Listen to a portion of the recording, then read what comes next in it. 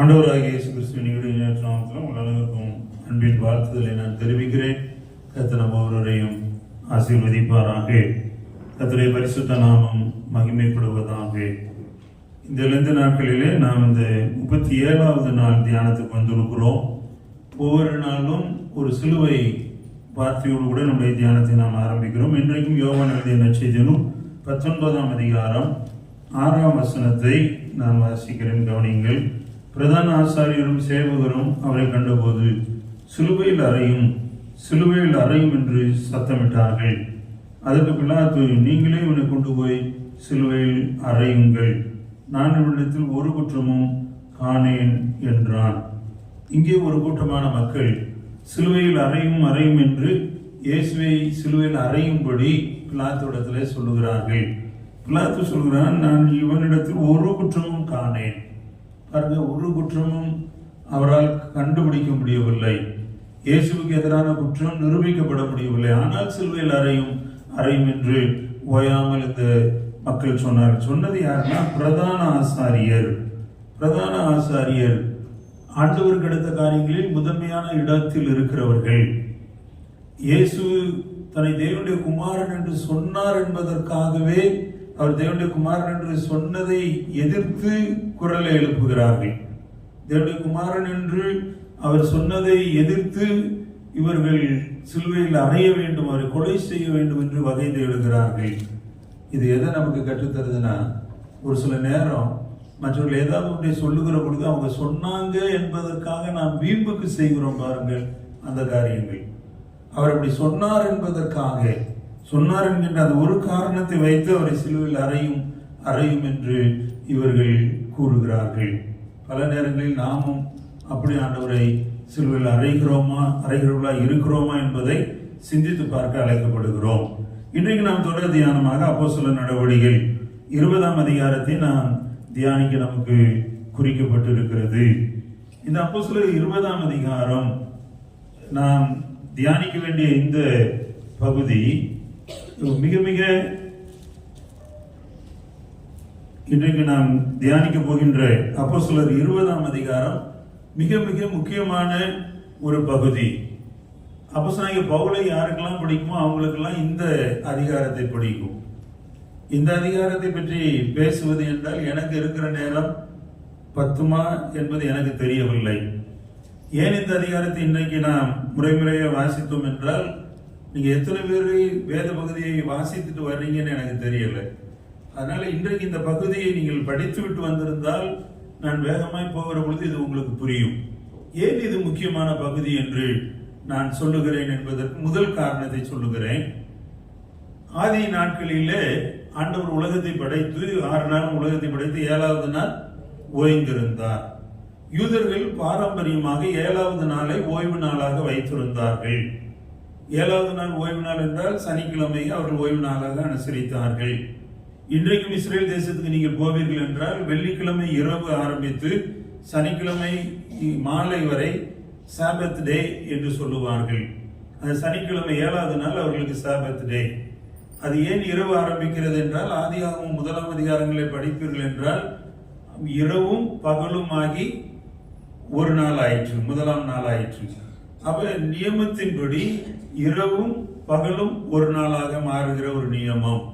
ஆகவே அதை யூதர்கள் அப்படியே பின்பற்றுகிறார்கள். 7வது நாள் ஓய்வு நாள். இந்த அப்போஸ்தலர் 20ஆம் அதிகாரத்துல நான் உங்களுக்கு ஏற்கனவே சொன்னேன், அப்போஸ்தலர் நடவடிக்கையில் நடக்கிற காரியங்கள் எல்லாமே ஆதி சபையிலே, முதல் சபையிலே நடைபெற்ற அற்புதமான காரியங்கள். இன்றைக்கு நம்முடைய சபைகளை நாம் பின்பற்ற அநேக காரியங்கள் அந்த சபையிலே உருவாக்கப்பட்ட காரியங்கள், அந்த முதல் நூற்றாண்டிலிருந்து ஆதி திருச்சபையில உருவாக்கப்பட்ட காரியங்கள் என்பதைத்தான் நாம் படிக்கும்படி பரிசுத்த ஆவியானவர் நமக்கு உதவி செய்கிறார். அதன் அடிப்படையில் இந்த அப்போஸ்தலர் 20ஆம் அதிகாரத்திலே தான் இந்த கர்த்தருடைய நாள் என்பது ஞாயிற்றுக்கிழமையிலே நடத்தப்படுகிறது. இங்கே அதற்கு ஆதாரமாய் ஒரு வசனம் இருக்கிறது. ஞாயிற்றுக்கிழமை ஆராதனை எப்படி நடக்க வேண்டும் என்பதும் இங்கே இருக்கிறது.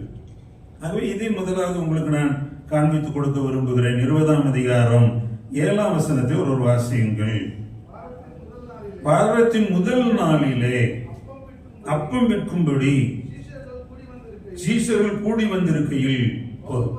இங்கே வாரத்தின் முதல் நாளிலே கூடி வருகிற ஒரு காரியம். இது எங்க நடக்குன்னா துரோவா பட்டணத்தில் நடக்கிறது. எப்பொழுது நடக்குது என்றால் அப்போஸ்தலனாகிய பவுல் தன்னுடைய 3ஆம் மிஷனரி பயணத்துல எருசலேமை நோக்கி செல்ல விரும்புகிறார். எருசலேமுக்கு செல்ல விரும்புகிற பவுல், எருசலேமிலே பஞ்சம் உண்டாயிருக்கிறது, எருசலேமிலே பஞ்சம் உண்டாயிருக்கிறது, திருச்சபை துன்புறுகிறது என்பதை கேள்விப்படுகிற பவுல் எருசலேமுக்கு உபகாரங்களை கொண்டு செல்ல விரும்புகிறார். ஆகவே இருக்கிற எல்லா சபைகளிலும் இவர் சந்தித்த புறஜாதியான மக்களுடைய சபைகளை இவர் உருவாக்கினாரே, அந்த சபைகளிலிருந்து உதவிகளை பெற்று எருசலேமுக்கு செல்ல விரும்புகிறார். ஆகவே இவர் அந்த செய்தியை இவரால் ஸ்தாபிக்கப்பட்ட சபைகளுக்கு சொல்லி அனுப்புகிறார். அப்ப எல்லாரும் அங்கிருந்து உபகாரங்களை கொண்டு வருகிறார்கள். இங்க ஒரு பெரிய பட்டியல் கொடுக்கப்பட்டிருக்கிறது பாருங்க. நீங்க 3ஆம் 4ஆம் வசனங்களை படிக்கிறப்ப எந்தெந்த ஊர்ல இருந்து யார் யார் வந்தார்கள் என்கிற வசனத்தை வாசித்தீர்கள். இப்படி நிறைய பேர் அங்கங்கே இருந்து வந்து பவுல் எருசலேமுக்கு செல்லுகிற பொழுது சபைக்கு பணத்தை கொண்டு செல்லும்படி இவர்கள் பணங்களை சேகரித்து கொண்டு வந்து பவுலுடைய கரங்களை கொடுக்கிறார்கள். பவுல் தன் பிரயாணத்தை தொடர விரும்புகிறார், கப்பல் வழியாய் போக விரும்புகிறார். ஆனால் இங்கே இந்த 2ஆம் வசனத்துல பாத்தீங்கன்னா அவங்க யூதர்கள், 3ஆம் வசனம், யூதர்கள் அவனுக்கு தீமை செய்யும்படி ரகசியமான யோசனை கொண்டிருந்தபடியால். யூதர்கள் ஒரு யோசனை பண்றாங்க. என்ன யோசனை? ரகசியமான யோசனை. என்ன? பவுலை கொன்று விடுவது, பவுலை கொலை செய்து விட வேண்டும். ஆகவே பவுல் என்ன பண்றாரு? கப்பல் பயணத்துல போனா நம்மளை கொன்றுவாங்க. ஆகவே அவர் கப்பல் பயணத்தில் செல்லாமல் அவர் கரை வழியாக அவர் பயணிக்க ஆரம்பிக்கிறார். அவர் சாலை வழியாக பயணிக்க ஆரம்பிக்கிறார். அப்ப இவங்கெல்லாம் அவருக்கு வழித்துணையாக ரொம்ப தூரத்துக்கு போறாங்க. போய் துரோவா பட்டணத்துல வந்து 7 நாள் அங்கே தங்குகிறார்கள். 7 நாள் தங்குகிற பொழுது வாரத்தின் முதல் நாளில், இந்த வாரத்தின் முதல் நாள் என்பது இன்றைக்கு நாம அனுசரிக்கிற ஞாயிற்றுக்கிழமை. ஏன் வாரத்தின் முதல் நாள்? வாரத்தின் முதல் நாள் அனுசரணை எப்படி சபைக்குள்ள வந்தது என்றால், என்னை கேட்டால் சொல்லுவேன், ஆதி திருச்சபையில பவுல் அந்த நியமத்தை உண்டு பண்ணினார். வாரத்தின் முதல் நாள் அங்க அந்த வசனத்தை பாருங்க. முதல் நாள் சர்வீஸ் எப்படி நடக்கணும்ன்றத அவர் அங்க சொல்றாரு.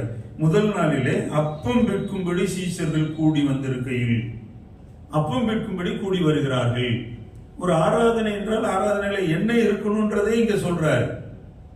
முதல் நாள் அப்பம் விற்கும்படி கூடி வந்தார்கள், அவர்கள் அப்பம் விற்கும்படி கூடி வருகிறார்கள். பவுல் மறுநாளே புறப்பட வேண்டும் என்று இருந்து அவர்களுடனே சம்பாஷித்து நடுராத்திரி மட்டும் பிரசங்கித்தான். பாருங்க இங்க என்ன நடக்குன்னா, இவங்க கூடி வருகிற பொழுது ஒரு இடத்துல கூடி வருகிறார்கள் வாரத்தின் முதல் நாளில்.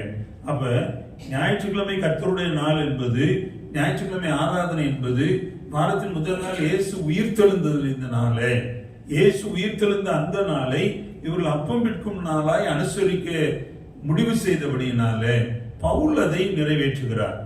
அப்ப அந்த ஞாயிற்றுக்கிழமை அவங்க கூடி வாரத்தின் முதல் நாளில் கூடி அவர்கள் தேவனை தொழுது கொள்ளுகிறார்கள். ஒரு ஆராதனையில என்ன இருக்கணும்ன்றத பவுல் இங்கே சொல்லுகிறார். என்ன சொல்றாருன்னா, அவர் அவர்களுடனே சம்பாஷித்து நடுராத்திரி மட்டும் பிரசங்கித்தான். பவுலுடைய பிரசங்கத்தை பாருங்க. எதுவரைக்கும் பிரசங்கம் பண்ணாரா? நடுராத்திரி மட்டும். நடுராத்திரி மட்டும் பிரசங்கிக்கிற ஒரு காரியத்தை பவுல் செய்கிறார். நடுராத்திரி மட்டும் பிரசங்கித்தார். இன்னைக்கு நம்ம சபைகள்ல என்ன விதமா ஆராதனை இருக்கு கொஞ்சம் யோசித்து பாருங்க. ஆராதனைகளே ஆட்டம் பாட்டம் அதிகமாகி விட்டது. ஆட்டம் பாட்டத்துக்கு இடம் அதிகம் கொடுத்து செய்தி 10 நிமிஷம் இருந்தா போதும், 15 நிமிஷம் இருந்தா போதும். நம்முடைய ஆராதனைகள் உள்டாவா இருக்கு.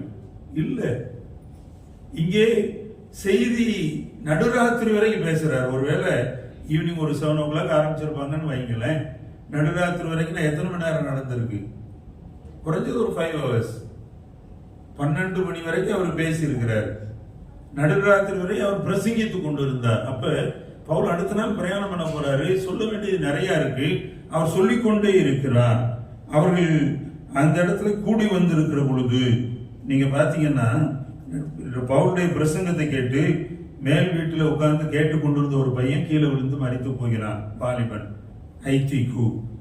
இவன் கீழே விழுந்துட்டான உடனே சவுண்டு போகுது. அப்ப பவுலுடைய பிரசங்கத்திலையும் தூங்குறதுக்கு ஆள் இருந்தாங்க. இன்னைக்கு கூட பாருங்க, நிறைய நேரம் நான் பார்த்துருக்கேன், உயிரை கொடுத்து சவுண்டா பிரசங்கம் பண்ணிக்கிட்டு இருப்போம். ஆனா அங்க ஒருத்தர் 2 பேர் தூங்கிட்டு தான் இருப்பாங்க. ஆனா நான் வந்து இந்த 2 வருடங்களை நீங்க என்னைக்கா கவனிச்சிருக்கீங்களா? தூங்குறவங்க ஒரு அல்லேலூயா சொல்லுங்க நான் சொல்லி சொல்றதே கிடையாது. தூங்குனா நிம்மதியா தூங்கட்டும், பரவாயில்ல. நிறைய ரீசன் இருக்கும். வீட்டில் ரொம்ப பிரச்சனை, தூக்கமே இல்லாமல் இருந்திருக்கும். ராத்திரி காலையில் 9 மணிக்கு வந்து உட்கார்ந்த உடனே அப்படியே தலை பிடிச்சிட்டு வந்து அதுக்கு இந்த சில்லு காற்று பட்ட உடனே ஒரு தூக்கம். அப்பா நிம்மதியாக ஒருத்தர் தூங்குறாங்க, ஆண்டவரே தோத்துறோன்னு நான் சொல்லுவேன். ஒழிஞ்சு பக்கத்தில் இருக்கவங்க கொஞ்சம் தட்டி அவங்களை எழுப்பேன் அப்படின்னு சொல்றதே கிடையாது. ஒரு சிலருக்கு ஒரு நோய் இருக்கும். இப்போ நம்ம சர்ச்சில் கூட ஒரு ஐயா இருக்காரு, உட்காந்து சும்மா அப்படி உட்காந்துருந்தா தூங்கிடுவார். ஐடியெல்லாம் சும்மா இப்படி கை கட்டி உட்கார்ந்து இருந்தாருன்னா 2 நிமிஷம் உட்கார்ந்தா போதும், 3ஆம் நிமிஷம் நல்லா தூங்கிடுவார். இப்படி நிறைய பேர் இருக்காங்க. அதனால தூங்குறவங்களை பார்த்து ரொம்ப தொல்லை பண்றதெல்லாம் கிடையாது. ஒரு சில பிரசங்கர் அப்படி இருப்பாங்க, தூங்குறவங்களை எழுப்பி விட்டு பிரசங்கம் பண்ணணும். நான்லாம் அப்படி நினைக்கிறதே இல்லை. என் பிரசங்கத்துல நீங்க தூங்குறீங்கன்னா நான் உங்களை குறித்து சந்தோஷப்படுவேன். பரவாயில்ல, ஒரு நல்ல ஆத்மா இங்க தூங்கிட்டு இருக்கு நிம்மதியா. இங்க பவுலுடைய பிரசங்கத்தை கேட்டு தூங்கி இருக்காங்க. அதை தான் மேட்ரு. தூங்கி கீழே விழுந்தவன் மரித்து போனான். பவுல் போய் ஜெபம் பண்றாரு. பாருங்க, ஒரு ஆராதனையில உயிர்ப்பிக்கும் வல்லமை காணப்பட வேண்டும். ஒரு ஆராதனையில என்ன இருக்கணும்ன்றதை இங்க காமிச்சுக்கிட்டு இருக்கிறாரு. ஒரு ஆராதனையில ஆண்டுடைய வார்த்தைக்கு முக்கியத்துவம் இருக்கணும். ஆண்டுடைய வார்த்தை தான் உங்களையும் என்னையும் உயிர்ப்பிக்க முடியும். ஆண்டுடைய வார்த்தை தான் செத்து போன உழந்து போன நம்முடைய விசுவாசத்தை நம்பிக்கை கட்டி எழுப்ப முடியும். ஆண்டுடைய வார்த்தைக்கு தான் பலன் இருக்கு. ஆண்டுடைய வார்த்தை மையப்படுத்தப்பட வேண்டும். எந்த சபையில ஆண்டுடைய வார்த்தை முக்கியப்படுத்தப்படுகிறதோ, எங்கே ஆண்டுடைய வார்த்தை மையப்படுத்தப்படுகிறதோ அங்கே தேவன் அசைவாடுவார். அப்படி உயிர்ப்பிக்கும் வல்லமை இருக்கும். நிறைய பேர் இந்த வசனத்தை விளக்குறதுக்கு சினிமால டிவியில பார்க்குற காமெடி எல்லாம் கொண்டு வந்து சொல்லுவாங்க. ஐ ஹேட் தம், அதை நான் அருவருக்கிறேன், அதை வெறுக்கிறேன். இது ஜீவனுள்ள வார்த்தை. பொய்யாய் நடைபெறுகிற ஒரு சில காரியங்களை கொண்டு வந்து இந்த வார்த்தையை உறுதிப்படுத்த வேண்டும் என்பது தேவையே கிடையாது. இந்த வார்த்தையா சொன்ன போது இது உயிர்ப்பித்து விடும். இதுல வல்லமை இருக்கிறது, இதுல ஜீவன் இருக்கிறது. இது என் தேவனுடைய வார்த்தை. ஆமென். இதுல கலப்படம் பண்ண வேண்டிய அவசியம் இல்லை. இதை நிரூபிப்பதற்காக ஏதோ ஒண்ணு பொய்யா கொண்டு வந்து சொல்லணும்னு தேவையில்லை. ஏதோ நடைபெறாத ஒரு காரியத்தை சொல்லி மக்களை வசப்படுத்துவதற்காக இப்படி எல்லாம் செய்யணும் என்பது கட்டாயம் கிடையவே கிடையாது. வசனத்தை வசனமா சொன்னா போதும் என்பது என்னுடைய கன்விக்ஷன். ஆகவேதான் நான் பிரசங்கம் பண்ற என் பிரசங்கத்துல வேதத்தை விட்டு வெளியே போறதே கிடையாது. இதை பிரசங்கிக்கவே எனக்கு நேரம் இல்லை. இதுல தூங்குறவங்களை எழுப்புறக்கு ஒரு கதையை சொல்லி, ஒரு காமெடியை சொல்லி உங்களை சிரிக்க வச்சு அது தேவையில்லை. நீங்க இங்க வருகிற நேரம் சிந்தித்தா போதும். சிரிக்கிறதுக்கு நீங்க காமெடியை பார்க்கறதுக்கு எவ்வளவு நேரம் இருக்கு. நீங்க இங்க வந்து ஆண்டோடைய வார்த்தையை தியானித்தா போதும். பழைய திருச்சபையார் நட்பேரை பெற்றாங்களே, எப்படி ஆண்டோடைய வசனத்தை தியானித்து கொண்டு இருந்தாங்க. அப்ப ஆதி திருச்சபை, அன்றைக்கு ஏற்படுத்தப்பட்ட 1ஆம் நூற்றாண்டில் இருந்த திருச்சபை தேவ வசனத்தை தியானிக்கிற சபையா இருந்துச்சு. தேவ வசனத்துக்கு முக்கியத்துவம். இந்த ஞாயிற்றுக்கிழமையில இவர் அங்க கொண்டு வந்த அந்த முறைமையில காணப்படுகிற பகுதி உயிர்ப்பிக்கும் வல்லமை, அப்பம் விற்குதல், அவனை உயிருள்ளவனாக கொடுத்து விட்டு, அடுத்து இன்னும் நான் சொல்லுவேன்னா 11ஆம் வசனத்தை வாசிங்களேன். பின்பு ஏறி போய் அப்பம் விட்டு புசித்து விடிய காலம் வெகு நேரம் பேசிக் கொண்டிருந்து பின்பு புறப்பட்டு போனார். நடுராத்திரி வரைக்கும் பிரசங்கம் பண்ணாரு. அதுக்குள்ள ஐத்துக்கு கீழே விழுந்தாரு. வந்து அங்கே உயிர்ப்பிக்கிற வல்லமை வெளிப்படுகிறது. வல்லமையிலே உயிர் பெற்ற ஐத்துக்கையும் கூப்பிட்டுட்டு மேல போய் உட்கார்ந்து அப்பம் விற்குதலை செய்துவிட்டு அது விடிய காலம் மட்டும் பேசிக் கொண்டு இருந்தார். ஆண்டவர் செய்த அற்புதங்களை பற்றி பேசிக் கொண்டு இருக்கிறார். விடிய காலம் மட்டும் ஒரு ஐக்கியம், ஒரு ஒன்றிணைந்த உணர்வு. நேரம் போகிறது தெரியல. நடுராத்திரி முடிக்கணும்னு நினைச்சாரு, விடிய காலம் வரைக்கும் சர்வீஸ் போய்கிட்டு இருக்கு. நாம அல்லேலூயா. இன்னைக்கு எத்தனை பேர் பவுலை போல ஊழியர்கள் வேணும்னு நினைக்கிறீங்க? நடுராத்திரி வரைக்கும் பிரசங்கம் பண்ற ஊழியர்கள். அன்றைக்கு இருந்த விசுவாசிகளை போல இன்றைக்கு விசுவாசிகள் உண்டா? நம்ம என்டர்டைன்மெண்ட்டுக்காக ஆலயத்துக்கு வருவது அல்ல, நாம் ஆவிக்குரிய வாழ்க்கையில ஈடேறுவதற்காக, பக்தி விருத்தி அடைவதற்காக, தேவனை தரிசிப்பதற்காக வருகிறோம் என்பதை நாம் மறந்து விடாமல் இருப்போம். நான் வேகமாய் கடந்து செல்லுகிறேன். இந்த அப்போஸ்தலர் 20ஆம் அதிகாரம் ரொம்ப ரொம்ப நல்ல அதிகாரம்.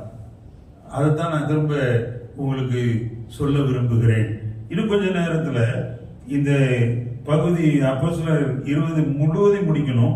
இப்ப 1 to 12 வரைக்கும் ஒரு பகுதி, அதுலதான் இந்த ஞாயிற்றுக்கிழமை ஆராதனையின் முறைமை வருகிறது. 13ஆம் வசனத்திலிருந்து 38ஆம் வசனம் வரைக்கும் படிச்சீங்கன்னா அது இன்னும் ஒரு பகுதி. அந்த பகுதியில 3 பகுதியாக அதை நான் பிரிக்கிறேன். முதல் பகுதி பவுலினுடைய சாட்சி. 18ஆம் வசனத்திலிருந்து 24ஆம் வசனம் வரைக்கும் பவுல் சாட்சியாக ஒரு சில காரியங்களை சொல்லுகிறார். அடுத்து எபேசுவின் மூப்பர்களுக்கு பவுல் கொடுக்கிற கட்டளை, 20ஆம் அதிகாரம் 25லிருந்து 32 வரைக்கும். மூன்றாவதாக பவுலுடைய ஜெபம், 20ஆம் அதிகாரம் 36லிருந்து 38 வரைக்கும். இதை நீங்க குறித்து வைத்து வீட்டில் போய் பார்த்துக்கோங்க. எனக்கு இருக்கிற நேரத்தில் கொஞ்சம் நான் இதை சமரைஸ் பண்ணிடுறேன். பவுல் இப்பொழுது எருசலேம் நோக்கி போகிறார். எருசலேம் நோக்கி போகிறப்போ பவுலுக்கு என்ன ஒரு உணர்வு வருகிறது என்றால், தான் திரும்பி வர மாட்டேன், போறேன், அப்படியே மறித்து விடுவேன், அப்படியே ஊழியத்தின் நாட்கள் நிறைவேறப் போகிறது என்கிற எண்ணம் பவுலுக்குள் வருகிறது. ஆகவே பவுல் எல்லா சபைக்கும் சொல்லி அனுப்புறாரு, நான் எருசலேமுக்கு போக போறேன், எருசலேம் சபை துன்பப்படுது, கொஞ்சம் உபகாரம் செய்யுங்க. பாருங்க, இன்றைக்கு கூட ஒரு சில நேரங்களில் ஒரு சில கஷ்டப்படுகிறவர்களுக்கு உதவி செய்ய வேண்டும் என்று நான் சொல்லுகிற பொழுது எனக்கு அறிமுகமான பலர் முன்வந்து உதவி செய்வார்கள். நான் இருந்த சபைகளிலே அல்லது எங்களை தொடர்ந்து வருகிற ஒரு சில விசுவாசிகள் எங்களிடத்தில் ஜெபிக்க உதவி கேட்கிறவர்கள் இந்த செய்திகளை அவர்கள் பார்க்கிற பொழுது, கேள்விப்படுகிற பொழுது, ஐயா இந்த உதவியை கேட்டிருக்காரு, இதை நம்ம செய்யணும், ஒரு சபைக்கு கதவு போடணும், ஒரு சபை கட்டப்பட வேண்டும், ஒரு பிள்ளைக்கு காரியம் செய்யணும், ஒரு சில பிள்ளைகளுடைய திருமணத்திற்கு என்னோடு இருந்தவர்கள் உதவியாக இருந்திருக்கிறார்கள். நான் சமீபத்தில் ஒரு டிசம்பர் மாதத்தில் ஒரு தேவை என்று சொல்லி ஒரு சின்ன வாட்ஸ்அப் மெசேஜ் எனக்கு என்னோட இருக்க ஜெப பங்காளர்களுக்கு அனுப்பினேன். முதல் நாள் ரெஸ்பாண்ட் பண்ணது யார் தெரியுமா உங்களுக்கு? என்னுடைய மகள்.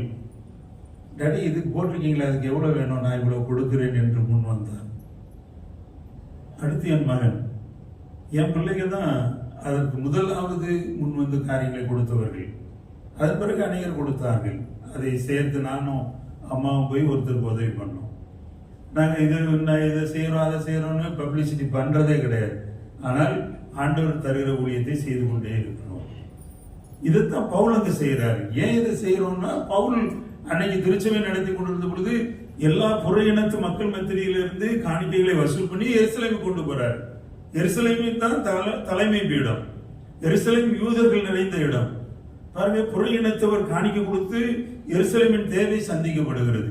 அப்படி போகிற வழியில எபேசுடைய மூப்பர்களை கூப்பிடுறாரு. ஏன் எபேசுடைய மூப்பர்னா, எபேசு பட்டணத்துல தான் ரொம்ப நாள் இருந்து ஒரு ஊழியம் செஞ்சார்.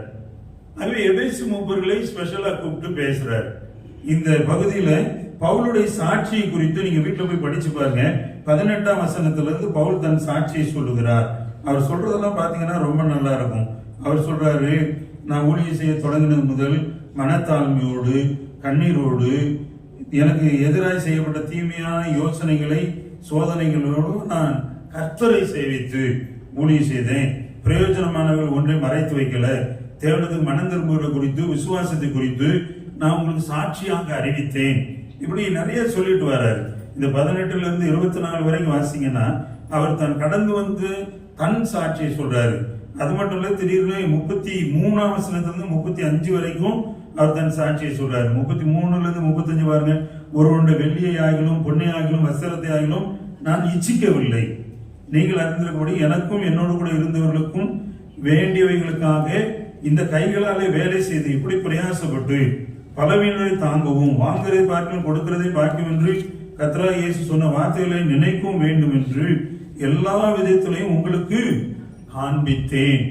நானே செஞ்ச, நானே கொடுத்தேன், நானே இதை செய்தேன் என்று தன்னை குறித்து சாட்சி சொல்லுகிறார். பவுலுடைய சாட்சி இது மூப்பர்களை அழைத்து ஒரு செலக்டிவ் குரூப் அழைச்சி சொல்றாரு. எல்லா சபையிலிருந்து மூப்பர்கள் வந்திருக்கிற நேரம் தன்னை குறித்த சாட்சியை பவுல் சொல்லுகிறார்.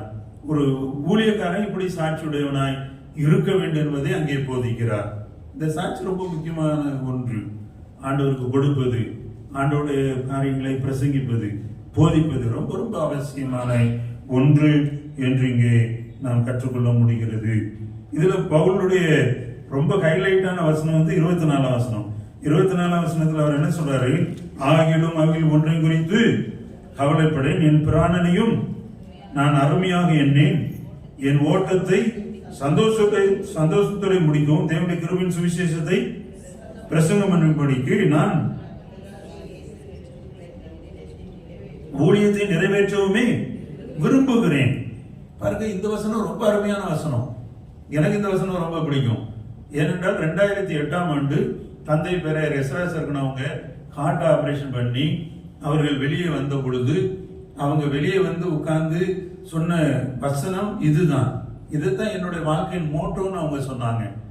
அவங்க சொன்ன வசனம் இந்த வசனம் தான். இதுதான் பவுல் சொன்னார். ஒன்றை குறித்து கவலைப்படேன், என் ஓட்டத்தை சந்தோஷத்தோடு முடிக்க தேவனுடைய கிருபையின் சுவிசேஷத்தை பிரசங்கம் பண்ணும்படி நான் பெற்ற ஊழியத்தை நிறைவேற்ற விரும்புகிறேன். இது என்ன கேட்டீங்கன்னா, எனக்கு இது மோட்டோ என்று நான் சொல்லுவேன். ஒவ்வொரு ஊழியக்காரன் இந்த வசனத்தை மோட்டோவாக வைத்திருக்க வேண்டும். இதற்காகத்தான் ஊழியம்.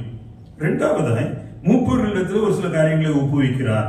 25ஆம் வசனத்திலிருந்து மூப்பரிடத்தில் அவர் பேசுகிறார். 25லிருந்து 32 வரைக்கும் அந்த வேத பகுதியை நீங்கள் படிப்பீர்கள் என்றால் அங்க என்ன சொல்றாரு?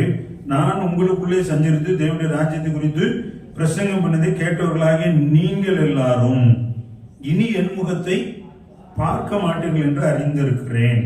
பாருங்க, இது சொன்ன உடனே அந்த மூப்பர்கள் எல்லாருக்கும் ஒரு கவலை வந்திருக்கும். ஐயோ, பவுல் இனிமே என்ன நீங்க பார்க்க மாட்டீங்கன்னு சொல்றாரு. இது ஒரு ஃபேர்வெல் அட்ரஸ் மாதிரி நான் பார்க்கிறேன். பவுல் பிரிவு விபச்சார நேரத்தில் சொல்லுகிற வசனமாக என்ன இனிமே காண மாட்டீர்கள். 26 தேவனுடைய ஆலோசனையின்படி ஒன்றையும் நான் மறைத்து வைக்காமல் எல்லாவற்றையும் உங்களுக்கு அறிவித்தபடியினாலே நான் உங்களுக்கு செய்த இந்த சுவிசேஷ ஊழியத்தை மேய்ப்பர்களாக மூப்பர்கள் செய்யணும்ன்றது சொல்றாரு. எப்படி? ஆகையால் 28ஆம் வசனம், உங்களை குறித்தும் தேவன் தம்முடைய சுயரத்தத்தினாலே சம்பாதித்துக் கொண்ட தமது சபையை மேய்ப்பதற்கு பரிசுத்தாய் உங்களை கண்காணிகளாக வைத்த மந்தை முழுவதையும் குறித்தும் எச்சரிக்கையா இருங்கள். மூப்பர்கள் மந்தை குறித்து எச்சரிக்கையா இருக்கணும். நேற்றைய தினத்துல நான் படிக்கிறப்ப நான் சொன்னேன், பாஸ்டருக்குன்னு இந்த வசனம். அது மாதிரி இது மூப்பர்களுக்கான வசனம். மூப்பர்கள் மந்தை குறித்து எச்சரிக்கையா இருக்கணும். மந்தை மேல கவனம் இருக்கணும். மந்தைக்கு நீங்கள் உங்களுடைய நன்னடக்கையினாலே சுவிசேஷத்தை பிரதிபலிக்கிறவர்களா இருக்கணும். அதை குறித்து இவர் இங்கே பேசுகிறார். 3ஆம் பகுதி நான் சொன்னேன், அவருடைய ஜெபம்.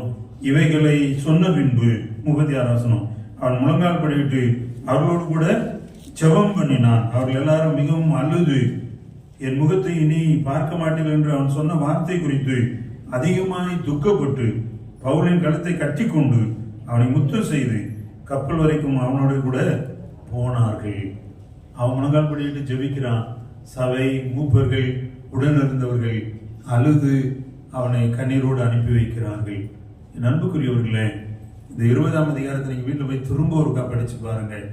உங்கள்கிட்ட யாராவது 7வது நாள் சபையை சேர்ந்தவர்கள் கர்த்தருடைய நாளின் ஆராதனை முதல் நாள்னு யார் சொன்னதுன்னா இங்கே ஆதாரம் உண்டு. இன்றைக்கு நம்முடைய சபையினுடைய நடப்பிப்புகள் எல்லாமே இந்த ஆதி சபையில அவர்கள் பின்பற்றின முறைமைகள் என்பதை மறந்து விடாதீர்கள். அப்படி கண்களை மூடி, ஆண்டவரே நாங்கள் எங்களை ஒப்பு கொடுக்கிறோம். சுவாமி, இந்த நாளுக்கு நன்றி செலுத்துகிறோம். இந்த நாளில் இந்த வார்த்தைகளை கேட்ட நம்முடைய பிள்ளைகளுக்காக ஜெபிக்கிறோம். நம்முடைய பிள்ளைகள் ஒவ்வொருவரையும் ஆசீர்வதிங்க சுவாமி. அவர்களோடு நம்முடைய கிருபையில கரம் இருக்கட்டும். ஆண்டவரே, ஆதி திருச்சபையில செய்யப்பட்ட காரியங்கள் இன்றைக்கு எங்களுடைய சபையில நடைமுறையா இருக்கிறது. அவை ஆவும் அன்றைக்கு உம்முடைய அப்போஸ்தலராலே உருவாக்கப்பட்டது என்பதை எல்லாம் நாங்கள் திட்டமாய் அறிகிறோம். அதற்காக நன்றி செலுத்துகிறோம். இன்றைக்கும் ஆண்டவரே, இந்த செய்தியை கேட்கிற நம்முடைய பிள்ளைகள் ஒவ்வொருவரையும் கர்த்தர் அபரிதமாய் ஆசீர்வதிப்பீராக. அவர் நன்மைகளை தருவீராக. நம்முடைய பிள்ளைகளுடைய குடும்பங்களின் தேவைகள் சந்திக்கப்பட்டிருக்க நாங்கள் ஜெபிக்கிறோம். அதிசயத்தை காண பண்ணுங்க. நாமத்தை சொல்லி உடைய ஜனங்களை ஆசீர்வதிக்கிறோம். நன்மை கிருபை தொடரட்டும். உடைய பிள்ளைகளுக்கு சுபிட்சமும் சேமமும் எப்பொழுதும் உண்டாயிருக்கட்டும். ஆண்டவரே, உடைய பிள்ளைகள் இந்த திருவசனத்தின்படி ஆண்டவரே பலன் அடைந்து சாட்சிகளாய் ஜீவிக்க மூப்பர்கள் தங்கள் கடமைகளை நிறைவேற்ற விசுவாசிகளாக ஊழியக்காரனுக்கு ஜெபிக்க ஊழியக்காரனுடைய கரத்தை தாங்க உடைய பிள்ளைகள் கிருபை தாரும். தொடர்ந்து ஆசீர்வதியும் வழி நடத்தும் அற்புதம் செய்யும். இயேசுவின் நல்ல நாமத்தில் ஜெபிக்கிறோம் பிதாவே. ஆமென்.